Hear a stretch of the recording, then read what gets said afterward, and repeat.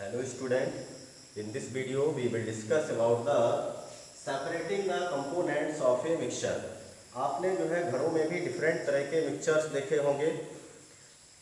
जैसे कभी कभी राइस में कुछ कंकड़ आ जाते हैं तो या तो उनको हैंड पिकिंग के द्वारा हम सेपरेट कर लेते हैं, या फिर यदि बहुत ही स्मॉल साइज के जैसे सैंड पार्टिकल है तो उसको छान करके भी फिल्टर करके भी हम उसको सेपरेट कर लिया जाता है। इसी तरह से आपने और भी घरों में देखा होगा कि डिफरेंट तरह की मेथड्स को अप्लाई किया जाता है to separate the components of a mixture. अलग अलग तरीके से कई सारी मेथड्स हैं। तो कुछ सिंपल मेथड्स भी होती हैं, जैसे जब मिक्सचर हेट्रोजीनियस होता है, हेट्रोजीनियस मिक्सचर को हम सिंपल मेथड्स जैसे हैंड पिकिंग है, सीविंग है, फिल्ट्रेशन है, this type of methods use in our day to day life. ये हम डे टू डे लाइफ में इनका डेली यूज करते हुए देखते रहते हैं। हम अपने घरों में देखते हैं, हम अपने फैमिली मेम्बर्स को कि वो लोग किस तरह से किन किन मेथड्स को अप्लाई करते हैं। अभी जैसे मान लीजिए कि सॉल्ट और सैंड है, तो ये सॉल्ट और सैंड को यदि सेपरेट करना है तो क्या करना पड़ेगा। सॉल्ट और सैंड दोनों ही बहुत ही स्मॉल साइज के पार्टिकल हैं। इनको ऐसे हैंड पिकिंग या फिल्टर करके तो हम सेपरेट नहीं कर सकते हैं। तो इनको सेपरेट करने के लिए हमें क्या करना पड़ेगा, तो इनकी जैसे हमने एक प्रॉपर्टी देखी solubility, salt dissolves in water while sand is insoluble in water. तो ये हम वाटर में सबसे पहले इसका सॉल्यूशन बना लेंगे और इस सॉल्यूशन में सॉल्यूशन होगा किसका, सॉल्ट का और सैंड। ये मतलब एक तरह से मिक्सचर है। इस मिक्सचर को फिर फिल्टर कर लेंगे तो sand as a residue filter paper के ऊपर रह जाएगा और सॉल्ट सॉल्यूशन नीचे फिल्ट्रेट के रूप में आ जाएगा। तो इस तरह से हमें यहाँ पर दो स्टेप अप्लाई करने पड़ेंगे कि पहले उसको वाटर में डिसॉल्व करें देन फिल्टर कर लें। इस तरह से भी सेपरेट किया जा सकता है by using more than one methods. इसका मतलब ये हुआ कि जो हम यदि सेपरेट कर रहे हैं तो वो प्योर नहीं है, तो इस तरह से उनके जो नेचुरल सब्सटेंसेस हैं generally they are not chemically pure, वो सभी प्योर नहीं होते हैं। डिफरेंट सब्सटेंसेस जो होते हैं उनमें हम ऐसे तो देखते हैं जनरली कि वो प्योर, जैसे मिल्क है तो मिल्क को हम मानते हैं कि प्योर है, but milk is not a pure substance, it is a mixture of two और मोर सब्सटेंसेस। वो मिक्सचर होता है जैसे उसमें प्रोटीन है, कैसिन प्रोटीन, और साथ में वाटर भी है, तो वो एक तरह से मिक्सचर है।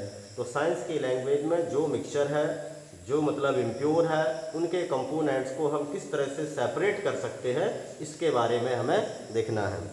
तो यहाँ हमारा फर्स्ट जो मेथड है जिसको हमको पढ़ना है, how can we obtain coloured component from blue और ब्लैक इंक।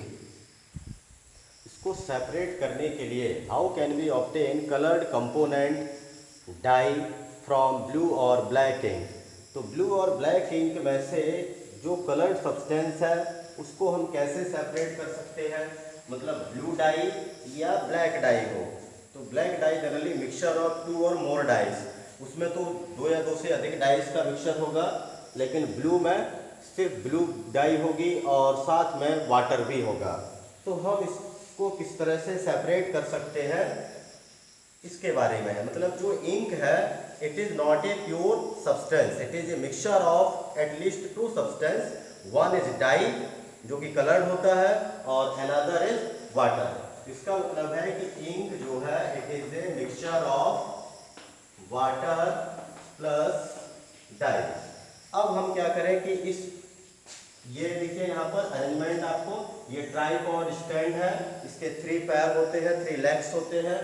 इसमें हमने नीचे बर्नर लगाया हुआ है गर्म करने के लिए, इधर वायर गैस के ऊपर इसको बीकर को रखा विच कंटेन वाटर, इसमें वाटर है, और इसके ऊपर रखा वॉश ग्लास। डायरेक्टली हमें इंक को हीट नहीं करना है। इसमें हमने कुछ इंक जो है यहाँ पर ये रख दिया, ये है इंक। अब इस इंक को रखने के बाद इसको जैसे हम यहाँ से हीट करेंगे तो ये ऑब्जर्व करेंगे कि यहाँ पर कुछ जो है वेपर्स ये रिलीज हो रही है, और ये वेपर किसके हैं, it is a vapour of, these are the vapour of water. ये वाटर के वेपर होंगे, तो ये वाटर यहाँ से लगातार इवापोरेट होगा और कुछ समय के बाद हमें यहाँ पर एज ए रेसिड्यू मिल जाएगा। वाटर जब पूरी तरह से कंप्लीटली इवापोरेट होगा तो फर्दर और जब इवापोरेशन नहीं हो तब हम इस प्रोसेस को यहाँ पर स्टॉप कर देंगे। तो एक यहाँ पर देखेंगे कि आप कंपोनेंट वॉच ग्लास के ऊपर ही रह गया और दूसरा वाला इवापोरेट हो गया। मीन्स दूसरा जो सेकंड ये वाला है जो वॉच ग्लास के ऊपर रुक गया है ये नॉन वोलेटाइल है, इसको हम वेपर में कन्वर्ट नहीं कर सकते हैं। और जो इवापोरेट हो गया वो वोलेटाइल है। तो वाटर यहाँ पर हो गया वोलेटाइल और डाई हो गया नॉन वोलेटाइल।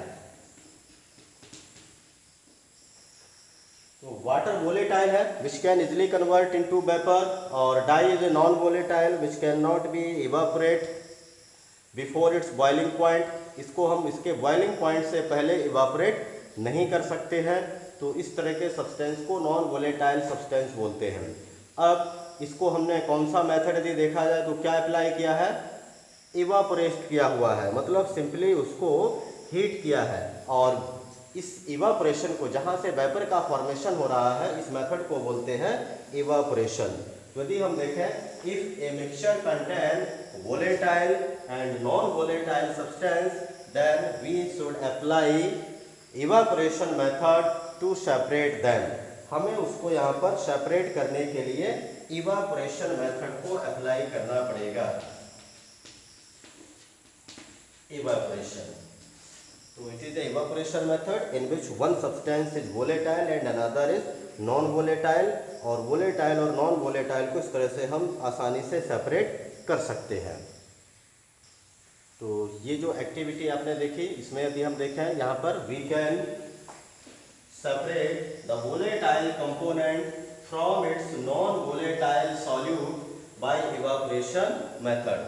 अब ये मेथड सिर्फ इसके लिए अप्लाई नहीं कर सकते हैं, जब भी कोई मिक्सचर जैसे सॉल्ट एंड वाटर है, यदि सॉल्ट एंड वाटर को यदि हमें सेपरेट करना है तो salt is a non volatile and water is a volatile substance, उसे भी हम सेपरेट कर सकते हैं। शुगर एंड वाटर का सॉल्यूशन है तो शुगर नॉन वोलेटाइल है, वाटर वोलेटाइल है, उसे हम सेपरेट कर सकते हैं। तो जब भी मतलब एक मिक्सचर में एक वोलेटाइल हो दूसरा नॉन वोलेटाइल हो, सिंपल उसको जो है इवापोरेशन मेथड के द्वारा हम यहाँ पर सेपरेट कर सकते हैं। अब जैसे what do you think has got evaporated from the watch glass, आप क्या सोचेंगे कि यहाँ पर क्या इवापोरेट हुआ होगा, तो which the substance which is non वोलेट which is volatile in nature, और जैसे यहाँ पर है water, it is evaporated from the watch glass. Is there a residue on the watch glass, क्या वॉच ग्लास पर कोई रेसिड्यू बचेगा, तो यस, जो वोलेटाइल कंपोनेंट नहीं होगा मतलब जो नॉन वोलेटाइल है वो यहाँ पर एज ए रेसिड्यू बचा रह जाएगा। And what is your interpretation, एक यहाँ पर इंटरप्रिटेशन आपसे पूछा जा सकता है कि is ink a single substance और इज इट ए मिक्सचर, क्या इंक सिंगल सब्सटेंस है कि मिक्सचर है, तो यहाँ आंसर होगा हमारा कि ink is a mixture of 2 और मोर सब्सटेंसेस, ये 2 या 2 से अधिक सब्सटेंस का मिक्सचर हो सकता है। तो इस तरह के मेथड्स को हम इवापोरेशन मेथड्स, इस तरह से मिक्सचर को इवापोरेशन मेथड के द्वारा सेपरेट कर पाएंगे। एंड नेक्स्ट मेथड है how can we separate cream from milk.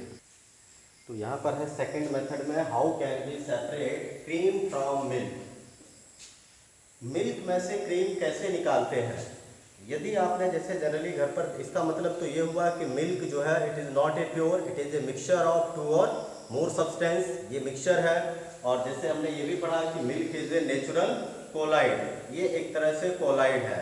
और इसमें जनरली क्या क्या पाया जाता है मिल्क में, तो milk contain fat and water, ये 2 चीज़ें जनरली इसमें पाई जाती हैं। हम इससे जो है fat as a in the form of जो है बटर या चीज़ इसके रूप में जो है उसको निकालते हैं और उससे फिर घी बना लेते हैं या कोई दूसरे प्रोडक्ट भी बना सकते हैं, और वाटर अलग हो जाता है।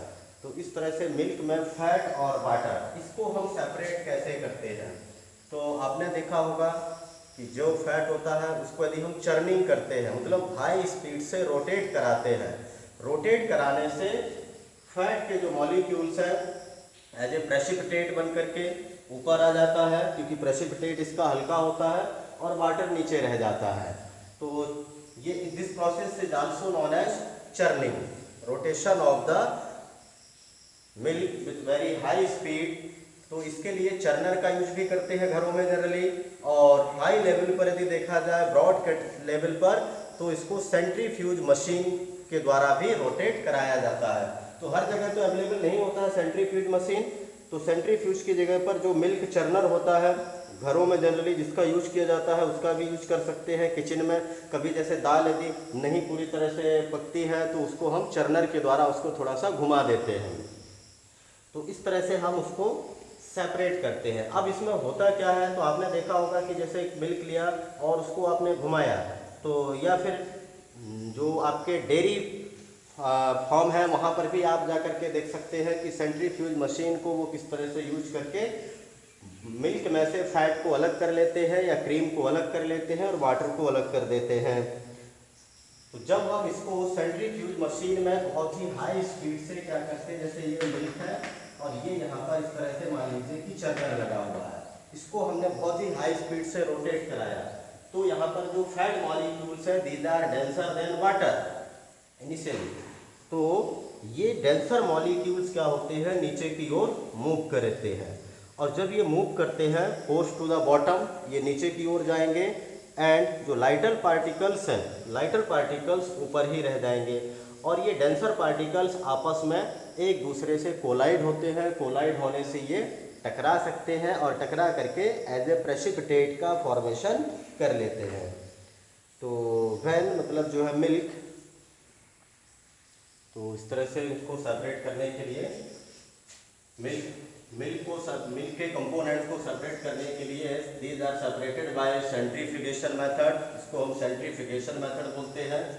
And in this method when the milk is rotated with high speed, बहुत ही हाई स्पीड से इसको जब हम रोटेट कराते हैं, then the denser particles such as जैसे fat molecules are forced to the bottom, ये बॉटम की ओर जाएंगे, and the lighter particles stay at the top when spun या रोटेट रैपिडली।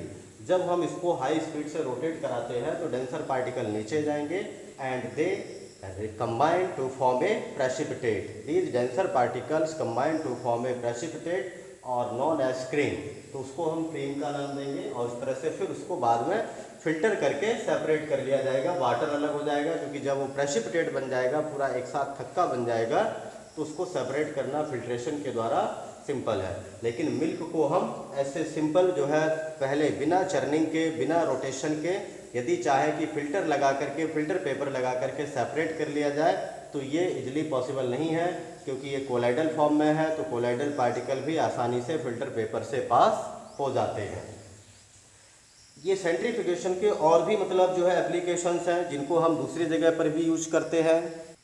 इसके कुछ अनदर एप्लीकेशंस हैं, जैसे used in diagnosis of blood and urine. जब कोई बीमार हो जाता है तो उसके ब्लड या यूरिन टेस्ट को भी इसी सेंट्रीफ्यूगेशन मेथड के द्वारा ही उसको जांचा जाता है, परखा जाता है। Used in dairies to separate cream और बटर फ्रॉम मिल्क, उससे क्रीम है, बटर है निकालने के लिए भी डेयरीज में इस मेथड का यूज किया जाता है। इसी तरह से used in washing machine to squeeze out from water from wet clothes. आपने वॉशिंग मशीन भी देखा होगा कि उसमें भी रोटेशन होता रहता है, धीरे धीरे कपड़ा जो है साथ में पानी के साथ ही रोटेट करता रहता है, इससे उसमें जो भी डर्ट पार्टिकल हैं वो आसानी से स्क्यूज आउट हो जाते हैं, बाहर हो जाते हैं, और इस तरह से हम उसको कपड़े को उसमें फिर सुखा भी सकते हैं।